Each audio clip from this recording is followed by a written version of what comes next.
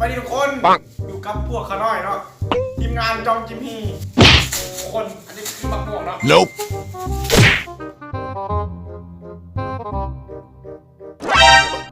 พอเก็บ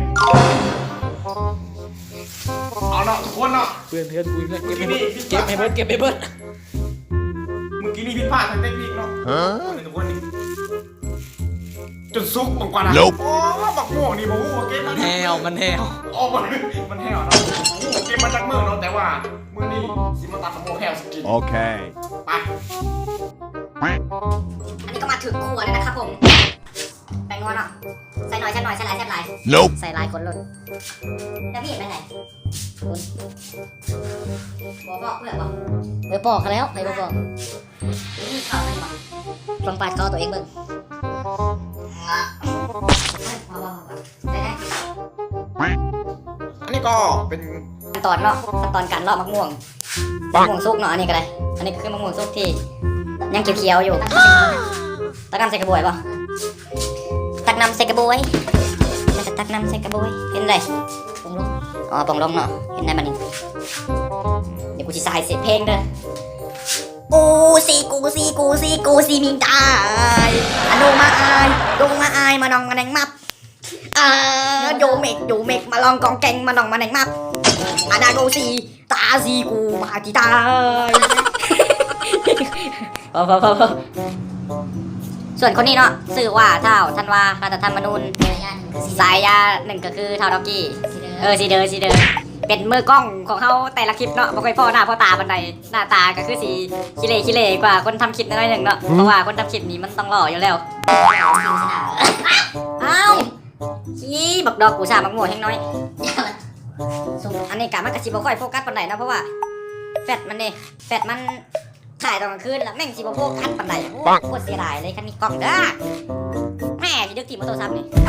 รอเล่น เอาล่ะทุกคนเนาะ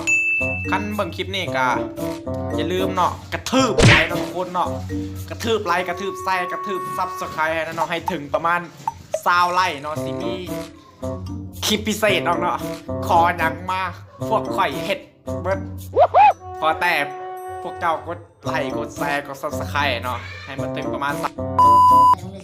อันนี้เราทุกคนเนาะ เอาหมวกมาเพิ่มเลย อันนี้เราทุกคนเนาะกะ ดอกนี่เต็ม โอ้หนังเหนียวแห้งนี่บ่เข้า เข้าไปติดเลยแม็กเลย เลือดบ่ออกโอ้กดหนังเหนียวเลยอันนี้ก็เกิดเหตุบ่คาดฝันของทุกคนเนาะเครื่องปรุงของเฮาบ่ครบก็อย่างหนึงคือน้ำตาลเนาะคันบ่มีน้ำตาลก็คือสิบ่แซ่บปานใดเพราะว่ามันเป็นเอาใหญ่ชั้นนี้แหละเอาชั้นนี้แหละดอกน้อยๆลายบ่แซ่บดีนะซับไปซักมือตัวเองนี่กูสิห่วงคักแล้วกูบ่อีตนดิแล้วในมันมึงเอาออกแล้วโอ้เบรกซักก้นเขาเลยซัดพลาดไปพลาด เฮ้ยมันไม่มาผ่านนะ จังหวะนี้กำลังสับอย่างเมามันนะครับทุกคนนะมือจิตตะกี้ถึงมือใดกันยังบ่ฮู้ฟอร์ตัวกูตื่นเสียงมึงกูไม่ได้ตื่นมึงทราบอะไรดอกว้าวอร่อยปัง ไอโซเล่ ทุกคนเป็นค่อยๆว่าแบบเลื่อนเฟซแต่ละมือนี่แบบเข้าไปนี่มันต้องมีดอกระเบิดเวลางาเริ่มต้นมาแม่งกูโพสว่ะจนข่อยรำคาญแหละแบบว่าแม่งก็มีอะไรแต่ระเบิดเวลาเบิ่ง มั่นใจว่าสำเร็จ ปกติกับโอ้ยเอาชั้นนี้นะปกติฟังอะไรกับเบื่อเลยแต่กินตัดไปตอนใส่เครื่องปรุงเลยนะทุกคนอ่ะนี่ทุกคนเอามือนี้เอาสิมารีวิวเกิบเนาะเกิบนี่ซื้อมาจากประเทศญี่ปุ่นเนาะไปตึกมาจากแคมป์ของ อย่างของแรง เอาประเทศญี่ปุ่นมันแคมป์ของหลายเรื่องเว้ยอันนี้ก็คือปลาดินยาผสมปลาทูน่าเนาะมันก็จะขายคือปลาลูย่าเกิบนี่เอ้ยปลานี่ก็เป็นปลาแท้นะทุกคนที่เอามาดัดแปลงเป็นเกิบนะกับมี2 ตัวนี่แหละหายากที่สุดแล้วหาได้ใส่บ่ได้แล้วเพราะว่าปลานี่มันเป็นปลาที่หนังหยาบนะเอาเข้าโรงงานมาแล้วอันนี้ก็คือนัมเบอร์เลขมันคือ189นะทุกคนเบิ่งได้กว่าตายมันยังอ้าปากเนาะว้ามันเป็นบ้านวะอันนี้ก็คือปลานี่ก็จากเนาะซื้อมากับจองคิวมันมีผลิตขึ้นมา3 คู่ในโลกอันนี้ก็มาถึงขั้นตอนปรุงแล้วเนาะ เริ่ม เซฟเบล โอ้โหเพื่อนเบิร์ด แล้วค่อยเดี๋ยวไปได้ตอนนี้กูจะใส่ริวเป็นเสียงน้อยอะไรทั้งนี้วันเฮ้ยโทรศัพท์ปิดก่อนโอ้ยคลิปนี้มีผิดยับไปเลย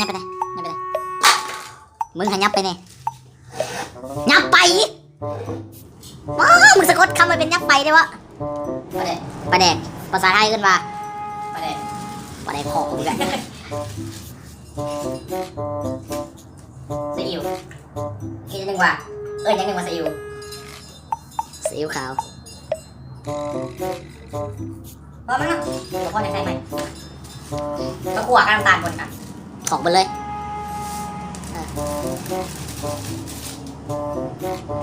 แป้งนัวต่อไปโอ้ยใส่หลายๆคนเดี๋ยวมอยหล่นเบิ้ลเฮ้ยพอส่งเขามันพังหมดคำหยาบดิหมดคำหยาบได้คือเลือดเลย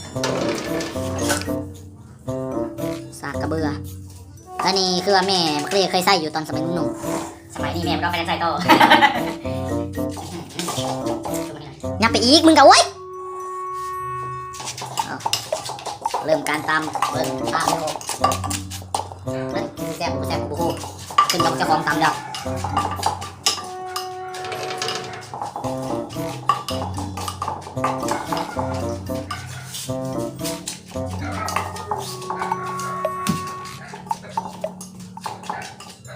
ยุดมาเนี่ยเริ่มมาเนี่ยมาจิ้มกันทุกคนนะเดี๋ยวเอาใหม่เด้อมาจิ้มกันทุกคนนะขึ้นม่วงเลยได้แล้วได้อีก2 นาทีจากการกินเข้าไปเบิ้ง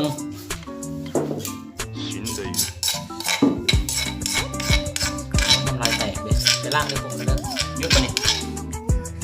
อันนี้เนาะทุกคนเนาะอันนี้ก็คือสภาพเด็กกล้องกันเนาะเคยลองเลยเฮ้ย ตายแล้ว เป็นไงความรู้สึกแบบรสชาติ เอาเร็วสีหน้ามึงเป็นยังไงวะ กับกูซอยตอนไหนแซ่บวันนี้เอาใหญ่โคตรมาโอ้ยตอนใหญ่ไม่ใช่ดอกแซ่บฮะอีลีโอ้ยเพิ่มสิอีกบาทนี้มึงเอาถึงบวงกูพร้อมเพราะมีแต่น้ำอันนี้มึงก็สูมีแต่น้ำแมงกี้มึงกว่า น้ำปลาแดกล้วนๆนะ ทำผู้เบิ่ง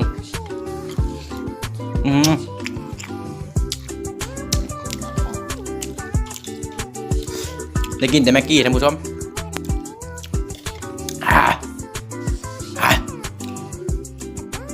ปิดมินได้หำเจ้าคลิปนี้มีแต่หัวกูมีเท่าอื่นมาเอาวะอันนี้ก็คือเนาะทุกคนรายการอันนี้ก็เป็นคลิปที่2เนาะเฮาว่าสิตั้งรายการเลย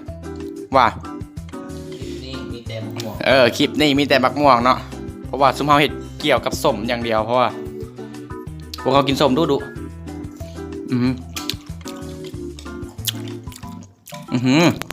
มาเลยทุกคนไปแซ่บเต็มหรือเปล่าจ๊ะยังได้อีกหน่อยหนึ่ง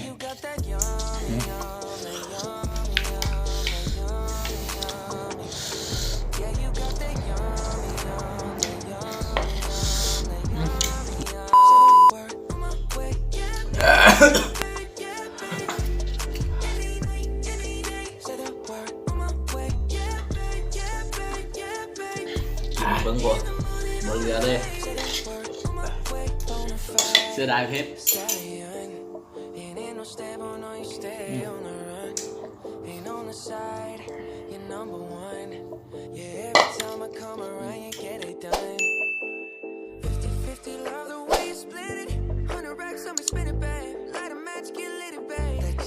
Watch the sunset, kinda,